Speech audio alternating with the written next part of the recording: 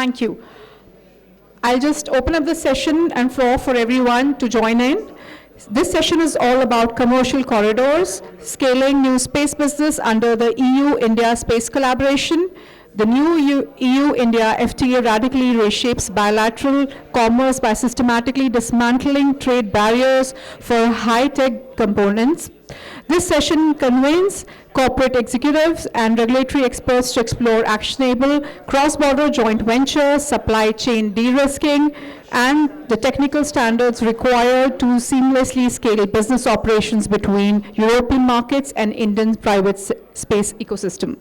Right, so to open the floor, can we please have a respected moderator, Mr. Devanshu Ganatra of GraySpace Consulting, and can we have you over here, please? Can we have a round of applause for everyone who's joining us to the floor and chair? And I would now request all our speakers for today, Dr. Diana Daczi, First Secretary of Science and Technology, Embassy of Hungary to India, Dr. Sergio Ledda, Scientific Attache to Italian Embassy, Ms. Cecilia, Innovation and Science Counsellor and Head of Office of Science and Innovation Embassy of Sweden. And then we have our Shashank Kulshrestha, Lieutenant Commander Turner, please. We will have, as a VP Skyserve, can we have you over here, sir, too? Please, can we all have a round of applause to each and every members out here? And now over to you. Sir, yeah, there's one more. Okay. Oops. Yes, okay, sorry. Mr. Ferran, Tejada, I'm so sorry, sir. Can we have you here as the Managing Director at ARQUIMEA? I'm so sorry.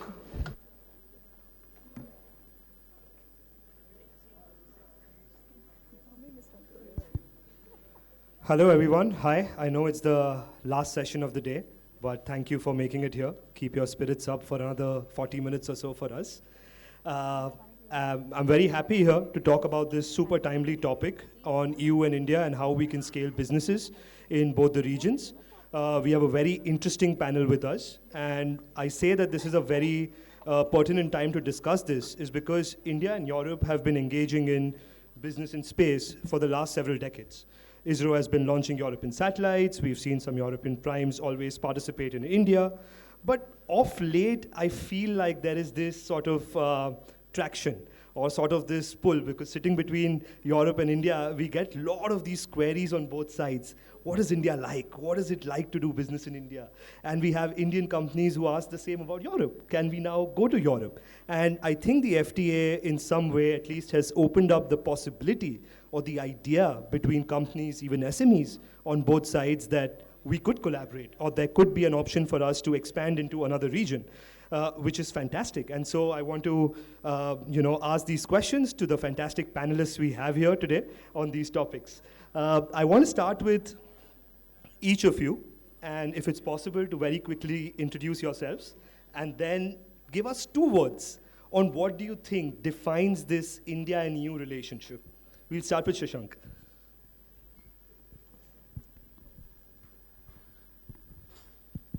I'm Lieutenant Commander Shashank, and I'm VP Government Operations at Skyserve. And if you ask me, in my opinion, India-EU relationship today is undergoing a transformational change. You rightly brought out. Companies at both the ends are exploring each other, and I guess Indian companies are looking at EU not just as a customer, and likewise EU is not looking at India as just a service provider. See, Europe comes with a very matured space market, advanced capabilities and institutional experience. Shashank, sorry, I'll ask you these questions. Just give us 2 words that you think defines this relationship. It's maturing, it's transforming. That's good enough. Yeah. Okay, Sergio, can we have? Yeah, I'm the scientific attaché at the Italian embassy. I'm just following the space issue for almost 3 years. The 2 words are complementarity and common vision. Hello, everybody. My name is Ferran Tejada. I am the Managing Director of ARQUIMEA Space. We are a Spanish-based company specialized in defense and space applications. In space, we work with different types of mission-critical components and systems for any kind of satellite or spacecraft in general. So I will keep it to 2 words. I would say it's a very promising relationship and growing relationship. Hello everyone, my name is Daczi. I'm from a Counsellor for Science and Technology at the Hungarian Embassy. My two words will be niche and scaling up. Hi, I'm Cecilia. I'm the head of the section of science and innovation at the Embassy of Sweden. I think, being from Sweden, I must say innovation, but I would also say scale for India. So I think what we hear a lot is scale, common goals, common vision. So we see a lot of that. And with that, I want to ask Ferran, my first question to you, that you've put people on the ground, you have decided to venture into India. What was your thought process when you were doing that? And did you face any challenges? Did you see anything? And despite those challenges, what do you see between these two countries or these two regions? I see. Well, so I will use some of the words that we just shared right now about this relationship between EU and India. So we decided to come to India because we saw a big market, a big potential market, and we saw access to talent and access to technologies. So those were the three, I would say, words that we used to define our strategy to decide to come to India. Talent, technologies, and growing market. Then there are, I would say, boundaries to take care of, to overcome. In our case, we are using three different approaches in our relationship with India. So we understand there's this Make in India policy that we want to support. We understand it is important to build capabilities in the country. But we also understand there are some technologies that are already, let's say, flight proven, they are mission critical. Maybe it doesn't make really sense to invest in equivalent products that you can find somewhere else. So in our case, we followed these, let's say, three elements. Initially, we started selling products, off-the-shelf products mostly, that we produce in Spain to some Indian missions, space missions, mostly to, let's say, to smaller companies, startup companies that are growing in their businesses here in India, rather than, let's say, bigger corporations. Let's say the smaller ones were the ones that decided to invest or to take the chance to use other types of products. Okay. Second thing we are doing here, for those that critical applications, we are building relationships with local companies. We set up a company here in India, a subsidiary together with a local partner. Now we are teaming up with other space companies here in India for tech transfer, so that we will, let's say, be part of this Make in India policy in the future. And the third thing we are doing right now is we are hiring people here in India. There's a lot of talent, so we're hiring people to support our activities in Europe, in the US, so that we can also, let's say, we can teach those people how we do things in Europe and in the US. At the same time, we learn from them a lot of things too. So it's a very, let's say, productive relationship in this sense. Fantastic. And I'm sure doing all of this, there would have been some challenges for you? There's been challenges, yeah. There's a cultural barrier, I would say. We need to learn new new concepts of timelines or time frames. For example, everything seems to be like for tomorrow, but never happens tomorrow. Then yeah, I was talking with Sergio right before the panel about trust, about quality or space standards. Those are things that maybe in Europe sometimes we go beyond to what we need, from what we need really, but we need to look for common ground. So I would say time frames or cultural, the tone on the negotiations, for example, sometimes we use different tones. So that's something we need to learn. Yeah. Thanks, Ferran.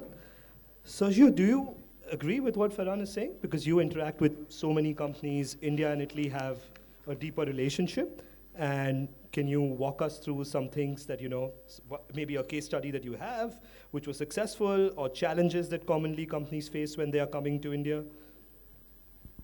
Yes, I quite agree with what I said before, so we need to work on this to reach a better view about the standards and the rules to establish a very effective collaboration. What sometimes be raised by some Italian companies from some Indian company is to reach this kind of a complementary that could be used in a very effective way.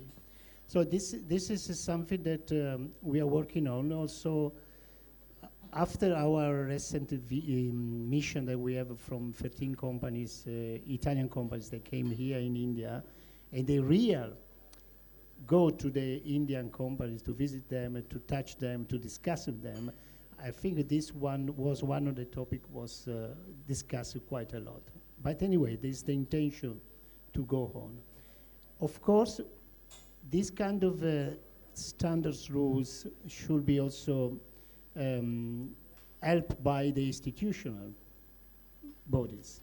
And for this reason, we decided recently with NewSpace, your agency for the companies, to work on define a framework of these standards and rules where any company that can be for them, trying to navigate on them and to have a more effective way. This is especially important for if you are thinking to co-design some specific project, and you need to spend your resources or your energy in the best way.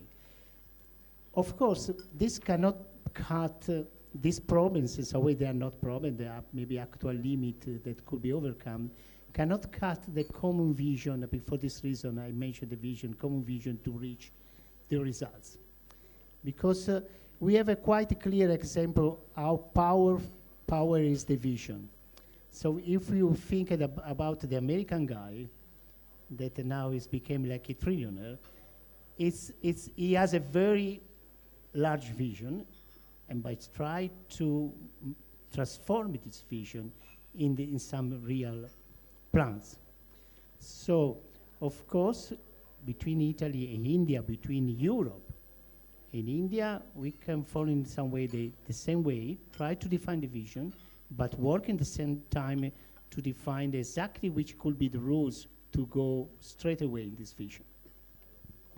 Thanks, Sergio.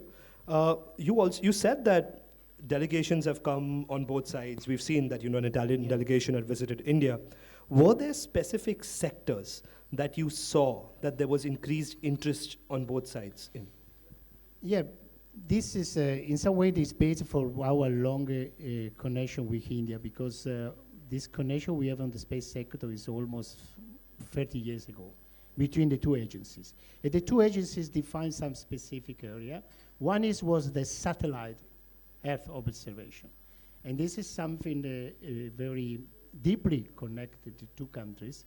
So the companies that were quite interested about the update the Indian companies are doing in the satellite observation, especially combine the hyperspectral with the optical observation. This is something new, interesting area. They were interested in the satellite communication, of course, and especially the new area that could be opened with the quantum communication in satellite area.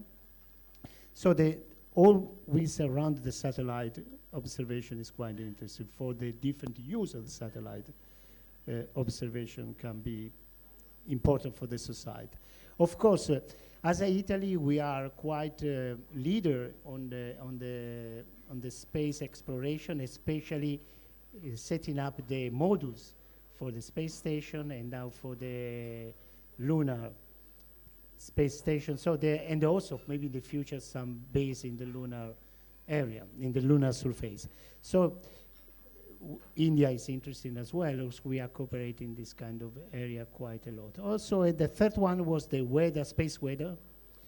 That could be also interesting because it can affect very much the satellite communication and the Earth communication, ground station communication as well. So what is characterized Italy that we have we can cover all the space sector in some way.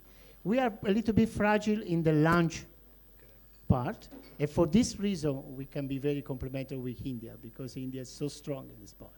I think that's a fantastic point that you make right at the end. Thanks, Sergio. I now want to go to Cecilia. Sweden has a very innovative space ecosystem. And I also see that there are a lot of newer companies there, new space companies.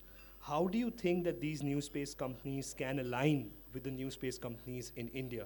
Do you see opportunities, areas, to collaborate together or grow in each other's regions more?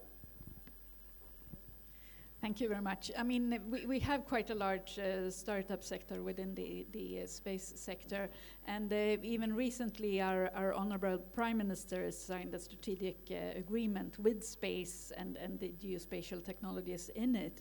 So it's a very, clear point that cooperation is wanted. So we have about 50 startups that are specifically in India, but also in the space technologies. So that is a clear sign from the Swedish government that this is something we want. It's also, we are a country of innovation. We like the cooperation between the companies as well as the academia and other countries. So with the newly signed FTA, it's also a possibility. With the S-range facilities for research, it's open for India as well. So it's a very good opportunity for cooperation, I would say. Thank you. But are you seeing more interest in coming to India? Have you actually seen that? Because that's different from seeing the possible opportunities to actually seeing the traction. There is still some distance there to cover. And why I'm asking that is, I want to know if there's something that can be done to cross that bridge. Yeah, it's actually quite, it's a very happy occasion to be in India right now, because we did, in Sweden every year, we talk to all the companies who are doing business abroad, and we call it the business outlook. And this year, India came out as the first country in this discussion about the possibilities to do business abroad. We were a bit surprised actually that India was considered being the most possible country and the most fortunate country for the future. And this is only released Tuesday. So obviously Swedish companies think India is really, really a good opportunity. But it's also very much stated in the strategic development or the agreement that was signed late May that we should double the venues for trade between Sweden and India on the coming 5 years. So this is really a target that we are going for, and we get extra support, of course, from the Swedish government. So I hope so. We will sit here in 5 years and see the double the trade between the countries. Yeah, I hope so as well. I think that would be nice for all of us. Diana, Hungary is still in its initial phase of, I would say, collaborations in the space sector with India. But Hungary has demonstrated itself not only in the space sector, but overall in the tech sector as well. And you have some fantastic companies coming out of there. You have a lot of different European and global companies setting up their offices in Hungary because of the talent also that is available there. What are your thoughts as to, I know that you've heard Sergio as well speak about some standards. What do you think is required for this push? And I also know that you follow the EU Space Act. We also know that India is coming up with its own space policy. Do you think that these movements with policy would also help push both these regions together? Well, these are, two different questions, so I try to answer the first one. Actually, we have a company here for more than 30 years doing business with ISRO. So we have a long-standing relationship, and this company is supplying very niche the communication technology. So if we can find something which is very niche, that's why I said the two words that niche is one of the things. And I think Mr. Tejada also he said the same.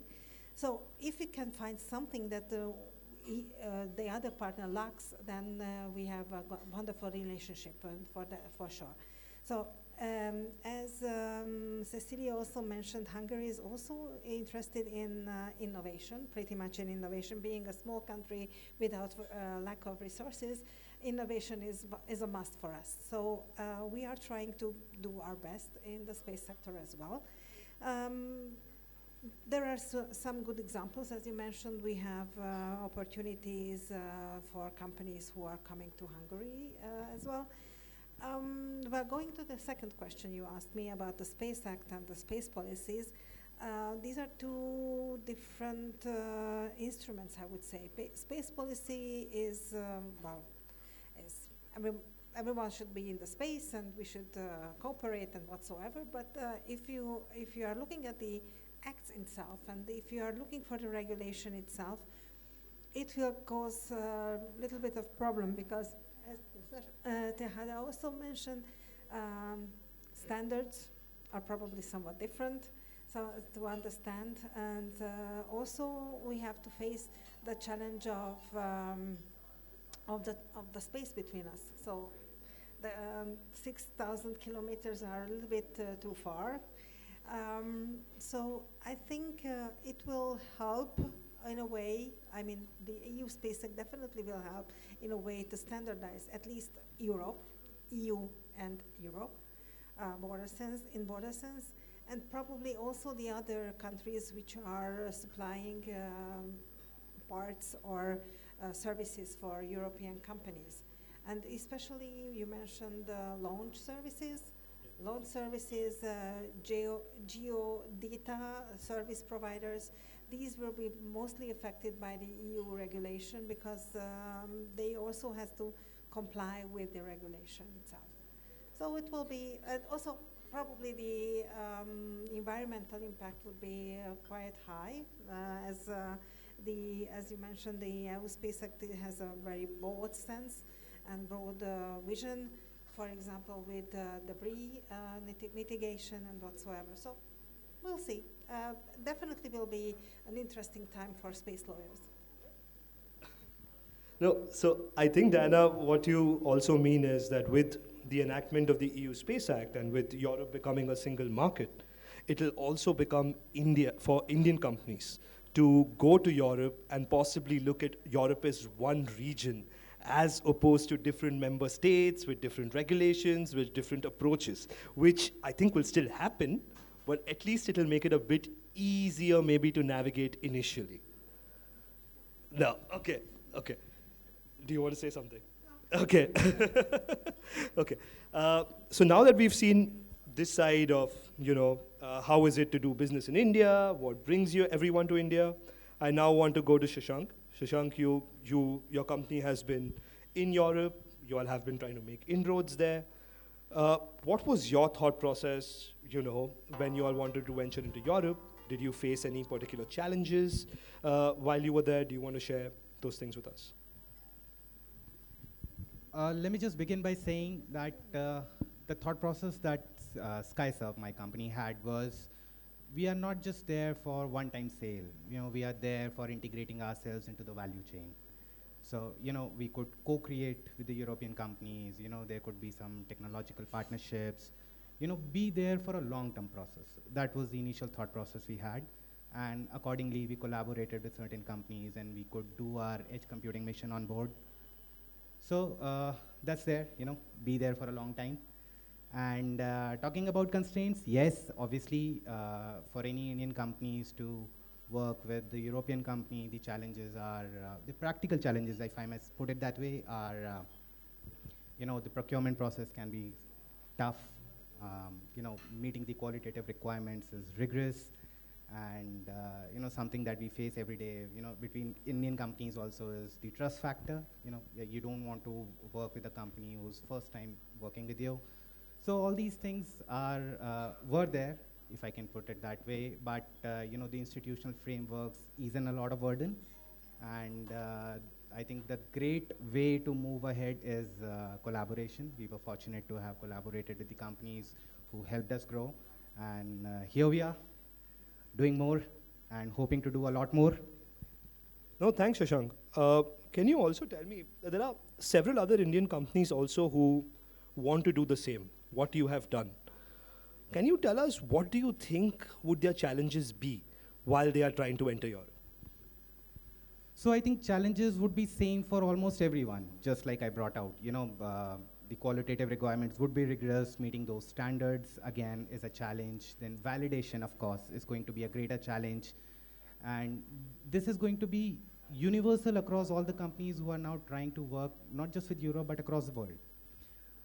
The thing that actually we should look forward to is greater level of collaboration. Today's space is moving into AI-enabled space infrastructure. Now, this is an area where both EU and India can come together and do a lot of work, because it's still a largely unexplored territory. So this is where I mean collaboration would take us leaps and bounds ahead. So, nutshell, collaboration works. So what I'm hearing is that there is some room for more conversation as well between regulators on either side. Because when we say standards are an issue, it's also because we have similar understanding of the standards, but we have different terminologies. And I think sometimes that's what happens, because you get confused between an ISO or a BIS, but typically it sometimes could mean the same thing. So do you think that having more conversations on both sides, not only on the topic of standards, but on other topics as well, emerging areas like AI, for example, space sustainability, so some of these topics, do you think that that is also going to make things better, or that is something that is required? So, Devanshu, you brought out a very valid point. There is a lot of scope and there's a lot of opportunity for collaboration, for co-creation, and obviously, yes, it is the dialogue that is going to reason out a lot of things here. We as an industry partners have to sit across a table and sort out these issues, because these issues are not that great. It's just the matter of terminology and certain level of policy frameworks. If pushed at the institutional level, we can streamline a lot of things and engage in greater level of business. No, thanks, Shashank. So with this, I think I'll move to my last question, which is for the entire panel, but I'll start with you. So 10 years ahead, how do you envisage the Europe-India relationship in space to be? Oh, that's a good one. Okay, so I'll put it this way, India and Europe are starting to collaborate and we still have a lot of road to cover. So, but yes, 10 years down the line, I think India and EU together should be helping out the emerging nations, the emerging economies. Together, like I said, we have a lot of ground to cover, and if we can do this in a cost-effective manner with some great innovations and at scale, I think we'll solve the problem for a large number of countries.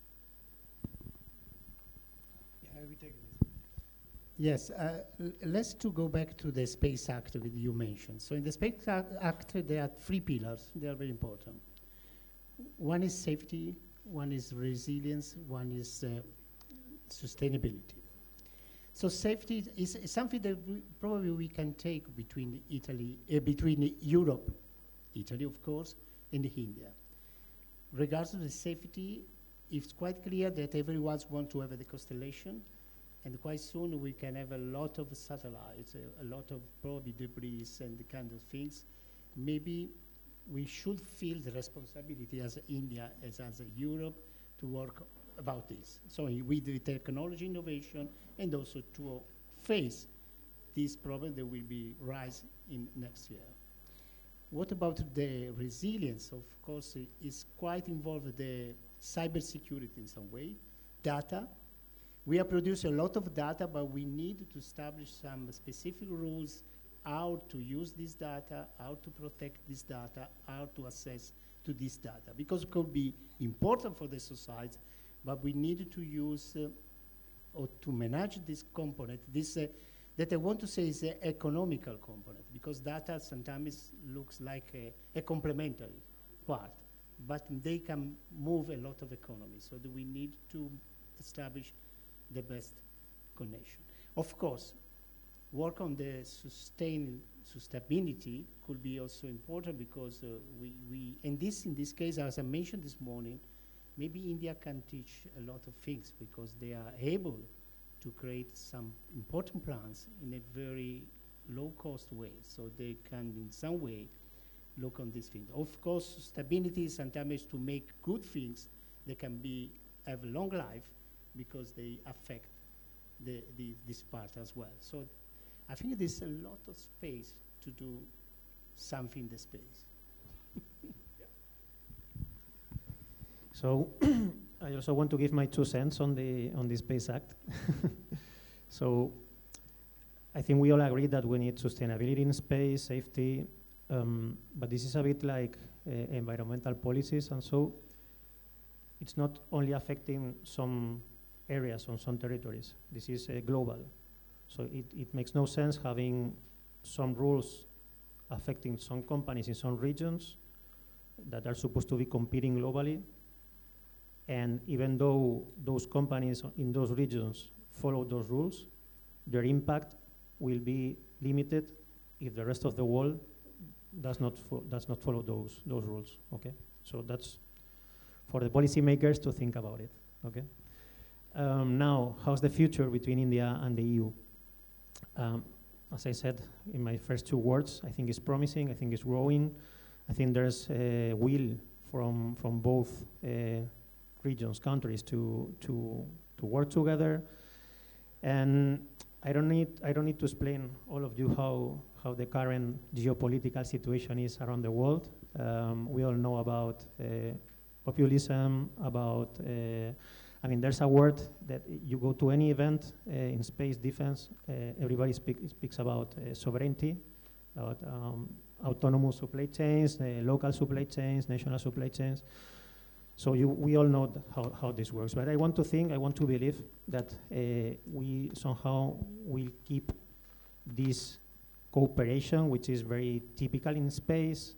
I've seen countries or space agencies from many countries working together while their politicians were not able to work together.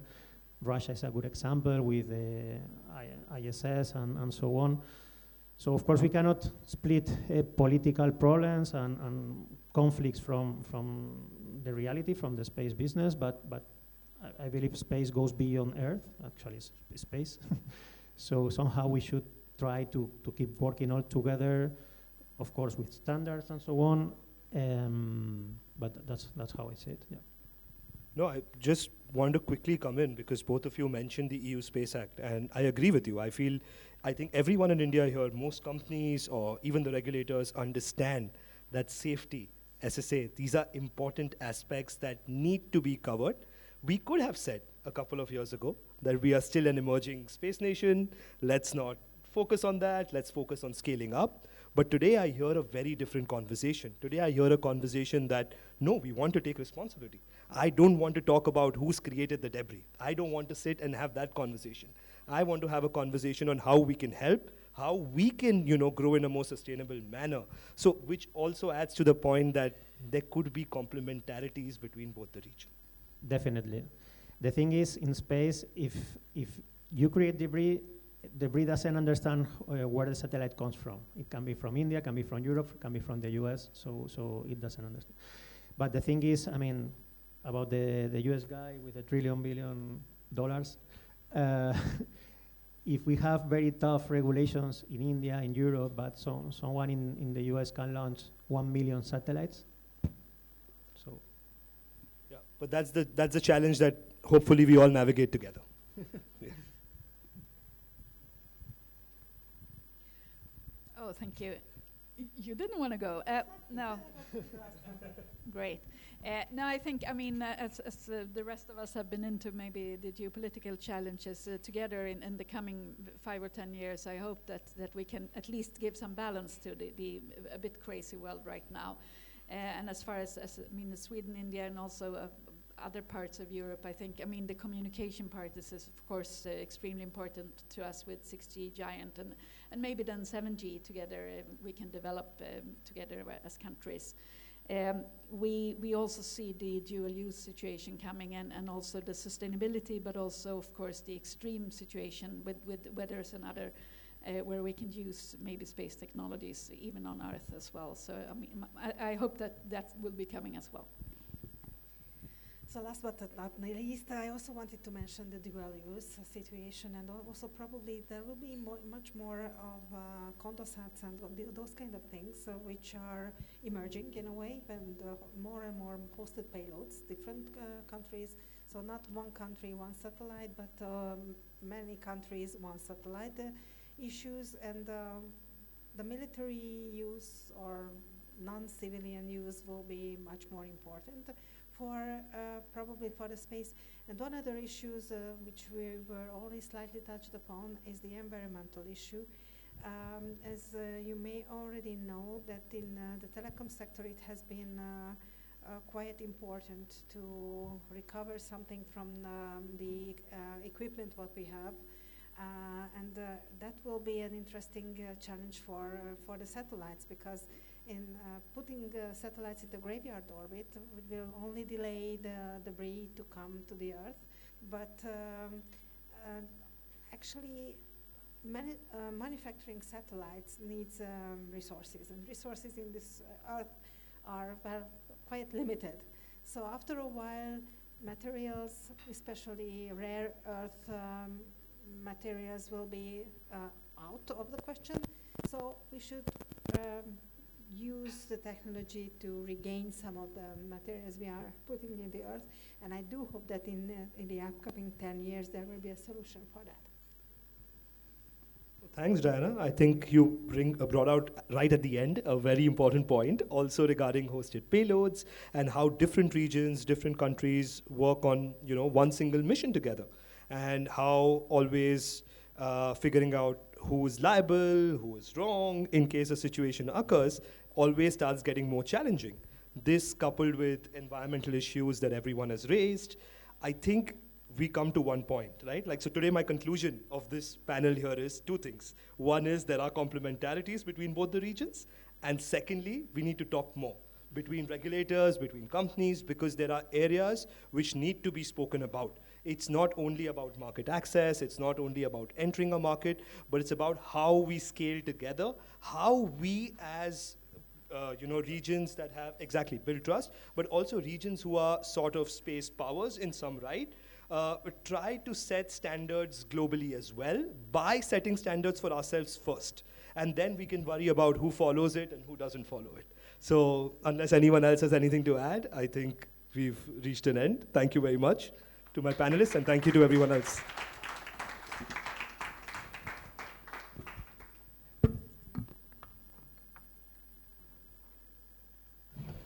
Thank you so much. That was a thought-provoking session, and I would please request everyone to have a group picture, and then we will end the session.